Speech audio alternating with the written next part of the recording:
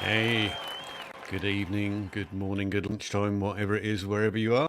I am Martin McKenna, but you already know that because it just told you in the lower thirds there. I'm going to be your host for today, and we're going to be talking all about SIAM, and I will be bringing on a very special guest in a few minutes.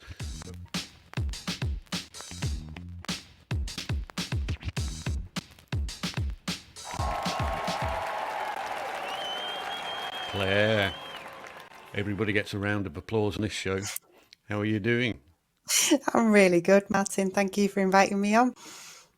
Well, we do have people from all over the shop coming on today, so it's nice to have somebody from Yorkshire and somebody from India and somebody from Edinburgh all on the same show together.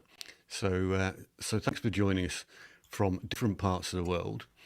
I've known Claire for quite a long time because she's come along to a whole bunch of my conferences up into Edinburgh and been a presenter, a panelist, a host, and been to nearly all of the shows, and then went on to start our own conferences, Service North, in the north of England, in the United Kingdom, and focused those mainly on SIAM recently. And I believe you just had a conference a couple of months ago. Tell us how that went. It was brilliant. I won't talk too long about it, but we have completely embraced the virtual format. So we had speakers from 7 different countries. We had delegates from 16 plus countries, and we're saying now virtual is global. So we're keeping Service North as virtual conference just because it gives us access to a whole new community that we never get at a face-to-face event. Well, I certainly get access to people from all over the world from there. So it looks like we've got a few friends on actually, Claire. So, Brian, thanks for saying hello to Claire. Hi, Brian. And look who else is out there having a good time in France, no doubt, Simone. So thanks for being in Ah, house today, hi, Simone. Simone. All right. We do lots of shout outs if we can possibly do them. So we're doing well. We've got plenty of people watching in today, and they're all tuning in to see us talk about SIAM. So I think we should probably get on and do that.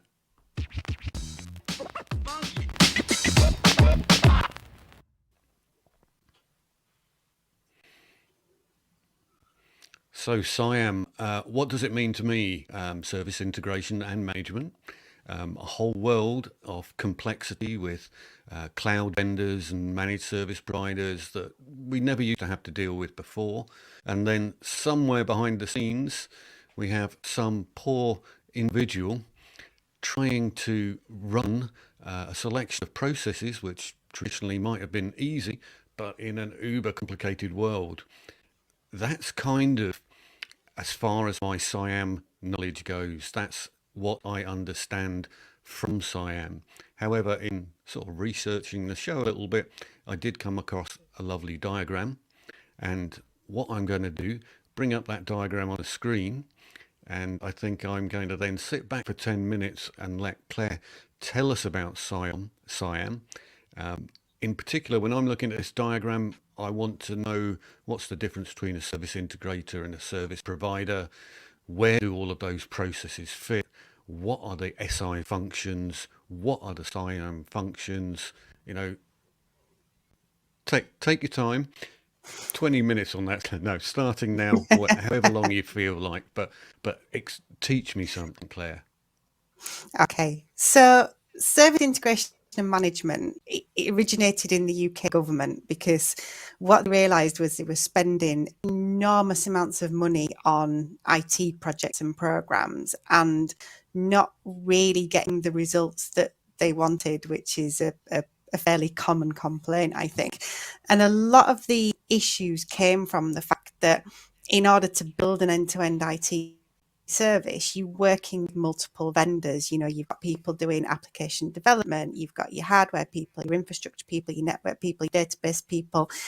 It's complicated. And there's a huge amount of management to get all of that kind of plugged into each other and working together. So the SIAM, this concept of service integration, the thinking started there. And as our IT supply chains got more and more complex, it's become widely adopted across public and private sector and all around the world. So the customer is the organisation that is buying services from service providers. So it could be, people like AWS, Microsoft Azure, it could be application development specialists, whatever it might be. The customer has the contracts. But what the customer is saying is, I don't want to manage all this reporting. Nobody talks to each other. Every time something breaks, the database supplier says it's the application provider's fault, and the application provider says, no, it must be the network. It's a real headache. So what service integration and management introduces is this concept of a service integrator, which is a function that is responsible for building this collaborative space where all of the service providers work together. So the service integrator is looking after the end-to-end governance, management, measurement of the service. So the customer can just sit back and hopefully just get good news occasionally. Maybe once a month the service integrator comes in and says, yep, it's all going fine. And the interesting thing that a lot of people don't realise about that service provider layer is in there you've got all of your external service providers, but you've also got the internal teams who contribute to service delivery. And we start to manage those as if they're external service providers as well. Maybe we don't have a formal contract with our internal application developers, but what they're doing is just as critical. And previously in a lot of organizations, what you had was this kind of two-tier system where the external service providers were managed to within an inch of their lives. But as soon as an internal team got involved, there was no target, there was no reporting, there is no mechanism to correct things when things go wrong. So we bring those into that layer as well. And the kind of the triangles you've overlaid there just show what's happening where. So for example, the processes, the service integrator is going to work on these end-to-end processes that run across all of the service providers. So incident management is a really basic example, but when something goes wrong, the service desk needs to know, well, which service provider does it go to? And contractually, what's their target to either fix things or pass it on to somebody else, because actually it's not within their scope, it's not part of their remit, because there is this overall SLA that we've got with the customer, but each service provider needs to have a contract that aligns with that. So it's no good saying to the customer, we'll fix this within 4 hours, if one of your service providers has got a contract with a 6-hour target in it. So there's these end-to-end processes. There's the SIAM practices, so things like managing cross-functional teams, looking at an integrated tooling strategy, and the functions within the service integrator as well. So looking at the individual activities that happen there. So it's a really simple model in a way, but it's really challenging to get right. The service integrator, for example, you can outsource that. There's a lot of companies that will come in and act as the service integrator for you. Or the customer might say, well, actually, we're going to resource this from our own teams. So we'll have an internal service integrator, which is actually a very popular model. But then you've got challenges in terms of how do we maintain the independence of the service integrator and be sure that the service providers see it as an independent body that they can go to, who can in fact mediate with the customer should that mediation be required. But really, it's SIAM is response to and a solution for this complex world that we all have now, this complex supply chain, and it kind of tracks the way that outsourcing has evolved, because a lot of organizations adopt SIAM at the point when they move away from a single monolithic outsourced contract. So they're suddenly moving from having one supply relationship to 15 or 20 or 100. Having the service integrator makes sense then, because the only way you are going to get the service that you want, the value that you are paying for, is to bring in this collaborative culture and manage suppliers and service providers collectively, rather than your traditional supplier management, which is I've got my monthly service review with you, and then I've got my monthly service review with you, and then with you and you and you. There's nobody looking at the big picture. I think that makes a lot of sense because, clearly there are different models, and as time gone on, things have changed. So, we can no longer go and physically touch the stuff. It's all over the place. It doesn't necessarily belong to us. And then we had, I don't know if you remember, quite a number of years ago, there was an advert on television, and I think it was for IBM. And if I'm wrong, I'm wrong, but I could get sued by IBM now. But they have this advert that said, "Oh yeah, somebody says it's the database developers, but they're not saying it's them. Somebody says it's the web developers, but they're away on a surfing holiday. Somebody else says it's somebody else. IBM will do everything for you." And we've moved away from that single supplier of everything to, I guess, gold standard in different areas, and then try and pick out all the gold standard people and bring them all together. So I think that what you're saying makes perfect sense to me. Just to organise everything in a way that makes things flow. And I do have a Yes. couple of other slides a little bit later, which I think will come back to there. But I have noticed Simone talking about eggshells to walk on, and Brian talking about the finger pointing game. So we will come back to those points in a moment. But before we do, because that's coming under a sort of a challenges section in a minute, I'm just going to ask another question that jumped out to me, because you mentioned the processes side of things there. And that is this one, which I'm sure you've heard before. SIAM and ITIL. Can't I do it all with ITIL? I mean, it's been around for years. We all know it's changed from 3 to 4, and we've got value chains now rather than what was there before. But there will be people out there saying, can't I do that with ITIL and just OLAs and SLAs and stuff like that? Won't that do the trick for me? Where does SIAM fit in? Is it like a bunch of ITIL processes? Is it a methodology? What is it? And how does it work with ITIL or without it? Or, I guess that's a long, a long question, but it could be a long answer. No, it's a really valid observation, and I think since I started in service management kind of 20ish years ago, back then there was just ITIL, and we all kind of did our best with that. Whereas now, for a service management professional, it's just overwhelming, all the things you're supposed to know about and the books you're supposed to have read and all the rest of it. But putting it very simply, SIAM doesn't replace ITIL, it doesn't compete with it. Most SIAM models will be built on processes and concepts that any ITIL practitioner would recognize, like incident management, change management, problem management. What SIAM is doing is just overlaying good practices for doing that in a multi-provider environment. So ITIL teaches you how to do incident management. SIAM does the same thing, but says, now how do we make that work? Actually, we've got 15 different people sat around the table. We've got conflicting contracts. We've got, a really toxic environment.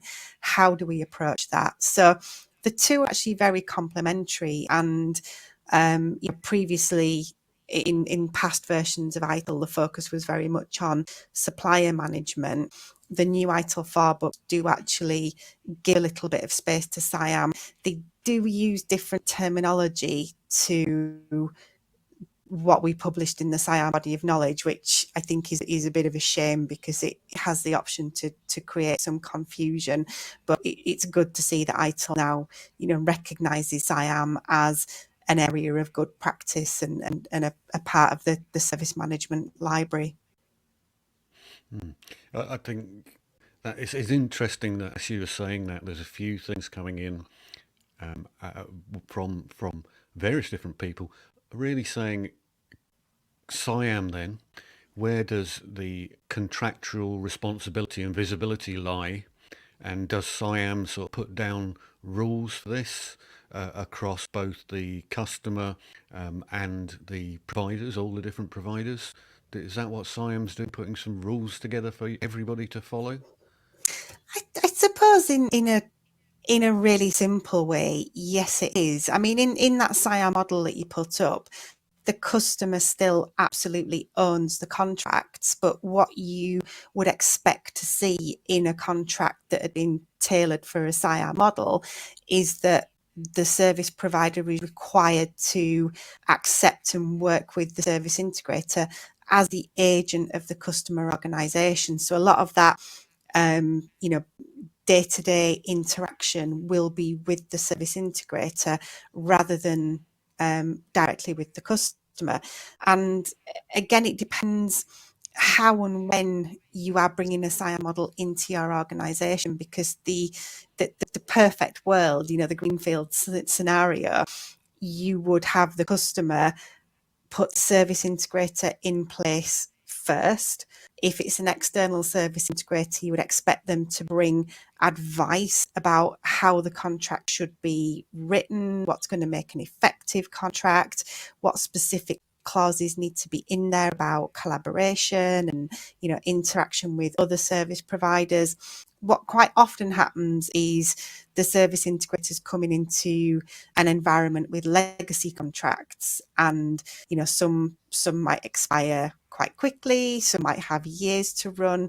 So the job there for the service integrator can be a little bit more challenging, because it's much more about persuading people to engage with the different process forums and governance boards that you have within a SIAM model, and that can be a bit more of a challenge. But you know, ideally the service integrators in there first. It's helping the customer through that process of selecting the right service providers to work with. I think that brings me nicely on to the next questions and really challenges the benefits of the SIAM model. I see that actually Mo has mentioned here that one of the things that it does is expand the process view across the ecosystem, which I think that's a great point. But I'm also going to come back to the earlier points about finger pointing and things like that, because I'm just sort of thinking back to a story from not so long ago myself, where a large water company had got a load of managed service providers out there, but all of these guys were kind of marking their own homework, because once a month they would send in a report saying, we're brilliant. And the water company would take the report and go, oh, that's great, they're brilliant, they're meeting all of their targets. But it was definitely a marking their homework. So they turned the model on its head, started to look at SIAM type of models, so that they became in control of, you know, what was good, bad, and ugly, and what was good in their view, as opposed to the view of the provider.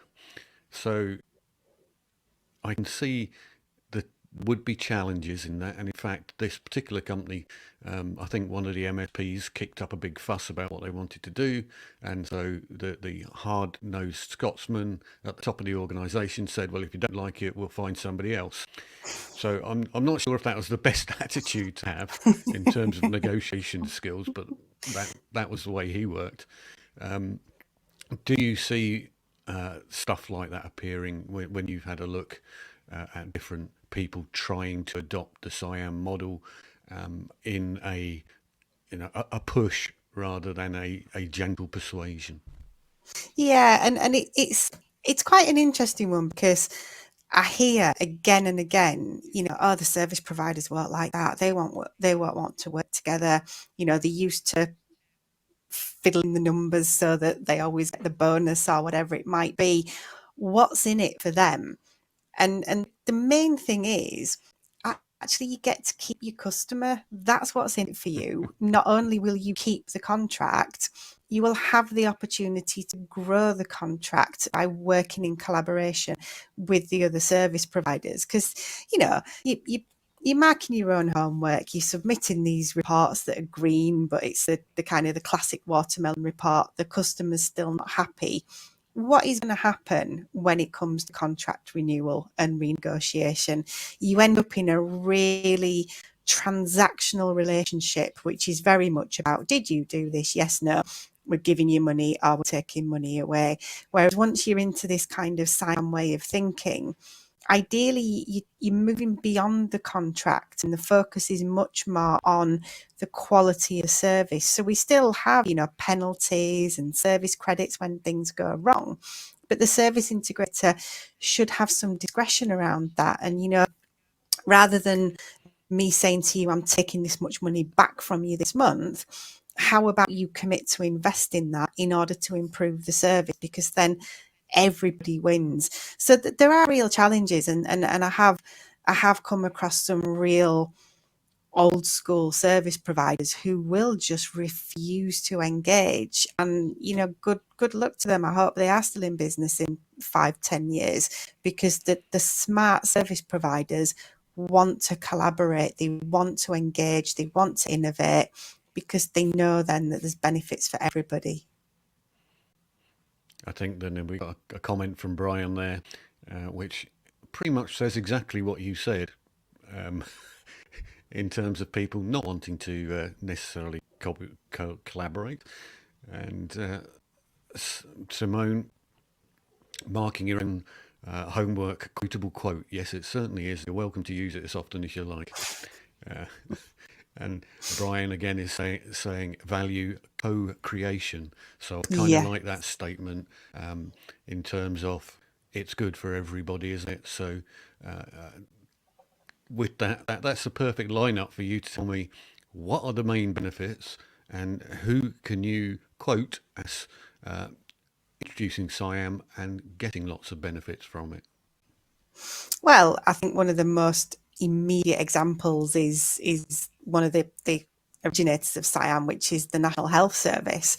And I was working on the National Programme for IT, which became Connecting for Health, and we saw enormous benefits from the services that we were able to roll out. One of the ones I was involved with was a single NHS email system, which, it's hard to believe at that point didn't exist. You had GPs using Hotmail accounts. It was chaos. But, working with some really big service providers to build that. And another one which was a real standout for me was digitization of x-rays. So, you see the films, and they've got the light boxes and the big films that they put up on there. They're physical things. If they need to go to another department, it takes time. If they need to go to another hospital, it takes time. Things get lost, things get put in the wrong envelope. Digitization of x-rays, it's going to have saved lives. It sped up the rate of information sharing. It made them much more accessible. So these were huge services, massive undertakings, only possible by working with multiple really big service providers. And SIAM was part of the reason for that success. So, again, think back to that SIAM model. Good for the customer. They spend less time doing this one-to-one supplier management. They can be more confident. They're getting the value that they pay for. The service integrators there continually working on the culture and just improving the levels of communication. And all the service providers can be really happy because they know what they're supposed to do. They know how they fit into the big picture. And the service integrator is their champion. If there's something that can be improved, well, now we've got a route to take it and we can discuss it. And, hey, maybe we will do this project with 3 or 4 of the other service providers that are involved, because we all win from that. So, I'm not going to pretend SIAM is something that you can do overnight. It's a complicated undertaking. People are involved, and we all know that people can be challenging to work with.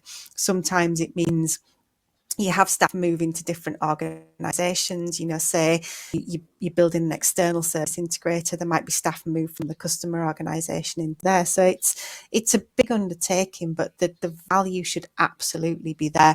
And even much smaller organisations can start to embrace some of these principles. Maybe you're not standing up a service integrator, but let's think about how we get our suppliers to interact, how we look at this a little bit more collaboratively, and how we make sure that we understand all these interrelationships and interdependencies. I think I love all of that. I don't know, the agreement and nicety that goes along with it, which then promotes benefits for all. Time for a transition, Claire.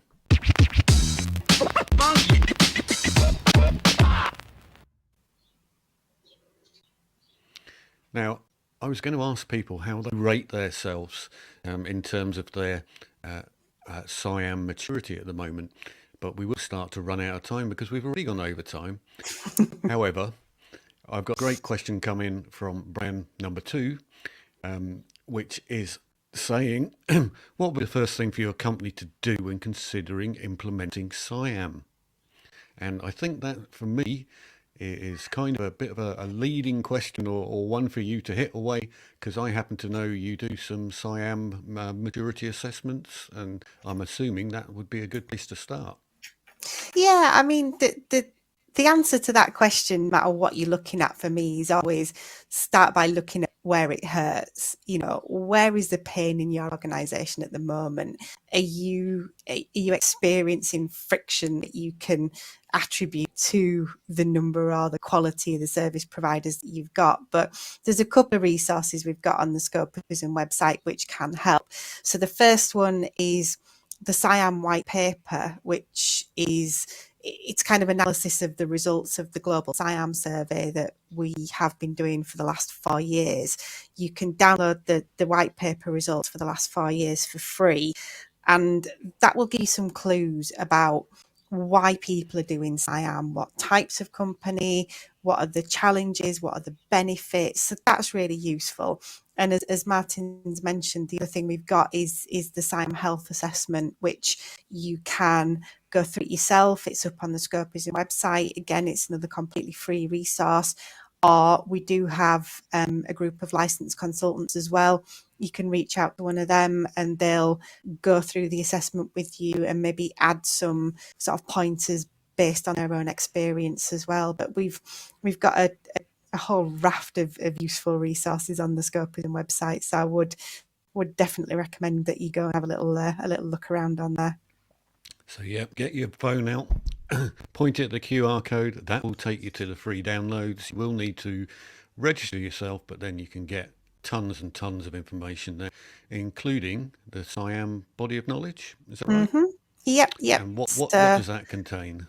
So there's the foundation body of knowledge, which is kind of an introduction to SIAM. It talks about the SIAM roadmap, the practices, and then there's the professional body of knowledge, which goes into much more depth. It's a real kind of weighty publication, that, for people who are starting down the SIAM journey. The foundation box translated into Japanese and German. And we've got the process guides in there as well. So if you want to have a look at some of your traditional service management processes and start to think about some SIAM considerations for those, they're in there as well. And I must mention, this year's SIAM survey goes live on Monday. So please do come back to the Scopism website or sign up for our newsletter or check our social media. However you find it, hit that link. Spend 5-10 minutes taking the survey. We're really keen to kind of get as many people's input as possible so that we can produce this year's white paper. So everybody can just look for you on LinkedIn. Yep. And you will be posting, or go I to will. the Scopism website, fill in that survey, and we'll see what happens with that. We have already pretty much got to the end of our time, and we've got loads of people joining us today from different parts of the world. So thank you to Simone, Brian, and to Mo, and to everybody from India, and to Ethan, who says it's beer o'clock in the UK at the moment, and he's just about right. It's just sort of 5 or 6 minutes past 5. So what I'm actually going to do is I'm going to sort of wrap up here. It's been brilliant speaking to you again, Claire. Hang around in the green room. Things might go black for a second or two because I'm just going to run the end of the show reel, and we'll get to that. And anybody else who's online, just hold on for a second or two if you'd like to connect to me as well, because my QR code will pop up in a second. But for now, I'm just going to roll out, and if you just want to give everyone a wave, that'd be great. See you in a minute, Claire. So if you do want to connect with me, then my QR code is going to pop up in a moment, and you can follow my featured section on my profile, and that'll